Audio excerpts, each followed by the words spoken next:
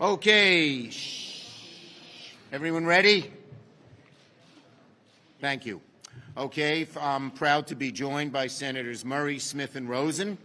Now, the entire country will be watching because for the first time in 50 years, a conservative majority on the Supreme Court is on the brink of dismantling 50 years of precedent and declaring that women do not have the right to an abortion.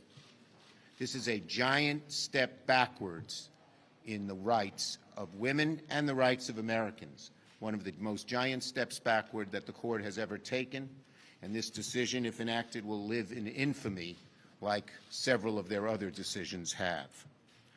If the decision happens, tens of millions of women will see their right to have control over their own bodies vanish in the blink of an eye.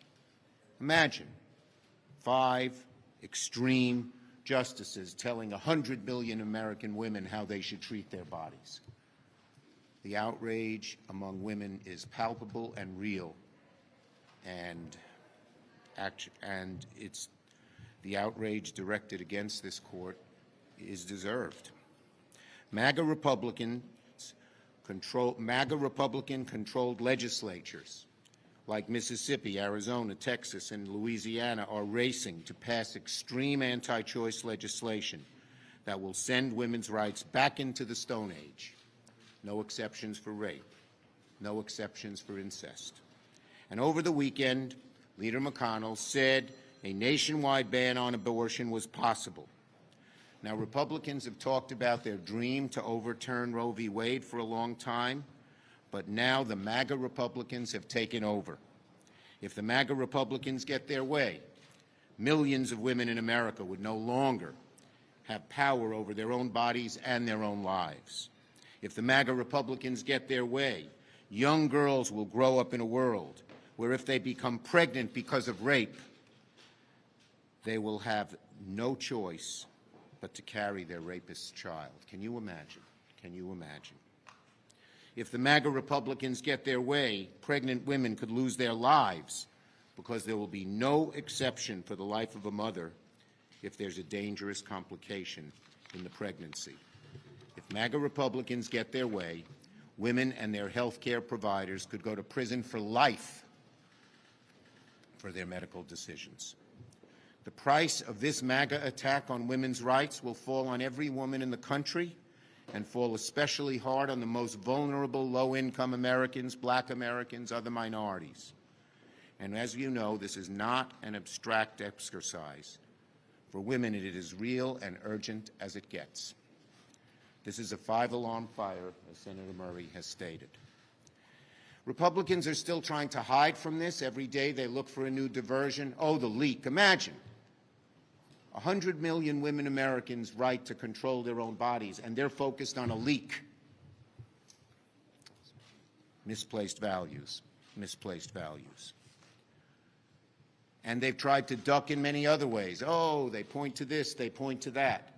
When you see Republicans not willing to embrace this decision, you know they know they're on their back foot.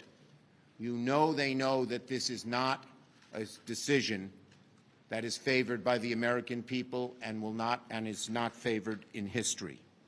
We've had a long march in America where we aspire for greater rights. It's a long march. It's not always a linear march, but it's part of the American aspiration that will take a giant step backward if this decision goes through.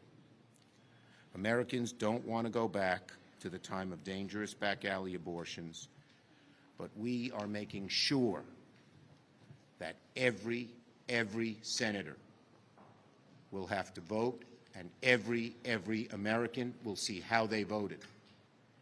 And I believe the Republican Party, the MAGA Republican Party, will suffer the consequences electorally when the American people see that. Senator Murray.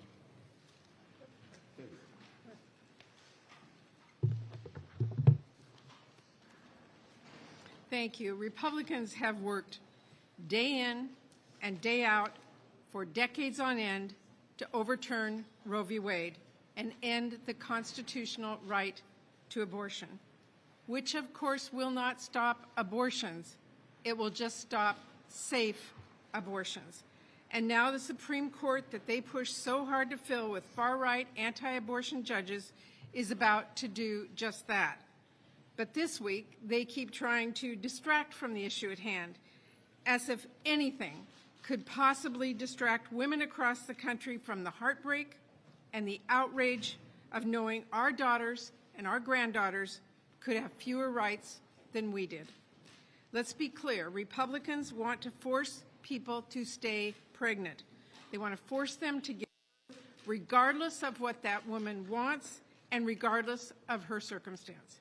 Republicans want to take away people's ability to control their lives, their families, and their futures.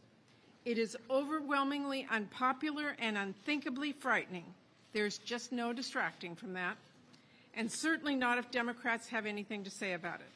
That's why we are going to hold a vote tomorrow on the Women's Health Protection Act. What this bill does is simple.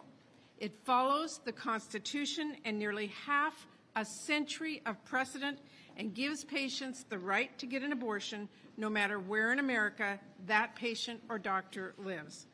When we vote on this bill, every single senator is going to have to go on the record as to whether they want to take their constituents' rights away. Republicans are going to have to go on record as to whether they want this to be the first generation of American women with less freedom than their mothers.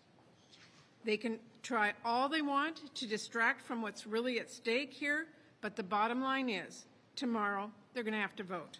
And when they do, women across the country whose rights are at stake, whose lives are at stake even, will be watching closely. And I'll be watching closely too. And I can personally guarantee you, we are going to remember everyone who votes against the right to an abortion. And this November, we'll use our voices and our votes. We're not going to let anyone forget. Senator Smith. Good afternoon. The vote tomorrow on the Women's Health Protection Act is about standing up for our fundamental rights to freedom, autonomy, and self-determination. It is about who has the power, who has the freedom to decide about abortion when it's our bodies, our lives, our livelihoods at stake. Because if you are a woman, if you don't control your reproductive lives, you don't control anything about your life. And there is nothing more American than the fundamental value of freedom and self-determination, autonomy. And yet, the United States Supreme Court is about to declare that women in this country are not guaranteed that freedom to make their own private decisions about abortion. Justice Alito, Mitch McConnell, and the Senate Republicans and radical Republican state legislators around the country believe that they should have the power, that they know better than American women whose stories they have no idea about. For that, I say, how dare they? When I worked at Planned Parenthood, I saw the capacity of women to make good decisions about their own lives and their own bodies. To suggest otherwise is insulting. It is beneath the dignity of women as full-fledged adults. Justice Alito's draft opinion is a wake-up call, and it is a call to action. Reading this opinion is like a gut punch, but it is not a surprise. It didn't just happen either. This is the result of a decades-long planned campaign by radical Republicans and their dark money donors to put anti-choice justices on the United States Supreme Court to overturn Roe and to strip women of their constitutional rights. For the first time in my memory, the Supreme Court is about to roll back a fundamental right. And with this vote to pass the Women's Health Protection Act, we are showing who we stand with and what we believe. Americans do not want to overturn Roe versus Wade. And anti-choice Republicans know that. They know that they are on the wrong side of history, public opinion, and over half of the American electorate. And that's why the vote tomorrow is so important. Americans need to be able to see who is on their side and who is responsible. Senator Rosen. Good job. Good afternoon. Thank you, Leader Schumer, and thank you to my colleagues here today to speak with me on this issue, because what I want to say is women are understandably scared and they're angry, and this threat against our rights is horrific. In Nevada and across the United States, anti-choice politicians are working to eliminate reproductive rights. Make no mistake, this will cost women's lives. This is why we need to pass the Women's Health Protection Act to ensure reproductive rights for women in all 50 states. If Republicans get a majority, they will pass a nationwide ban on abortion, endangering both a woman's life and her liberty. We have to take that fear, we have to take that anger that we're feeling, channel it into action to defend our majority. We have to elect more pro-choice senators. We're not living in a hypothetical. We are staring down a post-Roe world in the face, and I am here to say, we are here to say, we must act now. Thank you. Questions? Leader Schumer, if this vote is the first step the Senate will take to protect abortion rights, what's the second? Well, the bottom line is very simple, and that is this is the first time this is no longer just an abstract exercise. Now we know women's rights are at stake. So this vote is the first step. We are going to keep fighting, and we will be pursuing the best path forward. Yes, go ahead, Manu. Are you comfortable with the protests that we saw outside the homes of Supreme Court justices over the weekend? If protests are peaceful, yes. My house is, there's protests 3-4 times a week outside my house. That's the American way to peacefully protest is okay. And I've been, that's my wife, sorry. Maybe there's a protest outside. But so as long as they are peaceful, that's okay with me. Yes.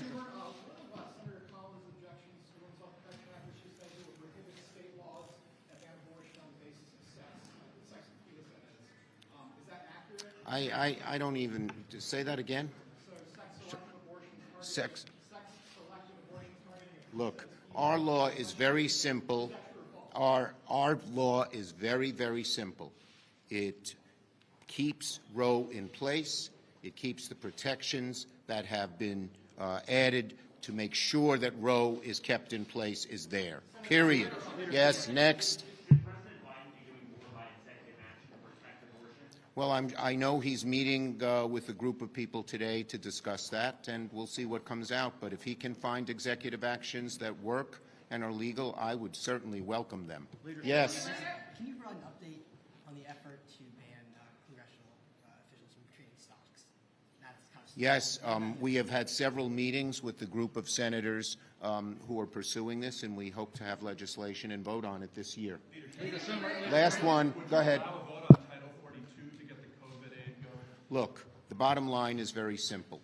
The House will pursue COVID legislation. They're first doing Ukraine, then they're doing COVID. We'll see what the House sends over. The bottom line is very simple. Our Republican friends should not be blocking COVID legislation. We don't know what they might throw in the way. We don't even know if they want to pass it. So when the House passes it, we will do everything we can to get COVID legislation passed. Thank you, everybody.